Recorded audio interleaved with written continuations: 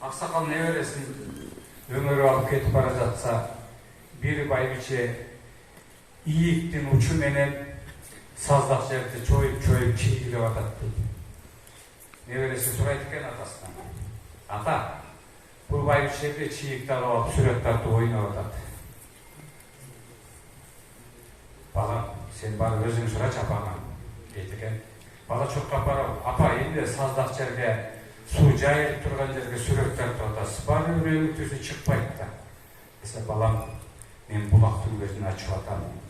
Булактын көзүн ачкан киши 1000 кишини суудан өткөргөнгө, келиндин 1000 жолу жүгүнгөнүнө 1000 урмат келген чоң сооп болот. Ошон үчүн мен булактын көзүн ачып атам бала. Суунун баары топтолуп бир жерден орулуп чыгат, шырылдап агат деген экен. Апаз атабыз булактын көзүн ачты. Жанында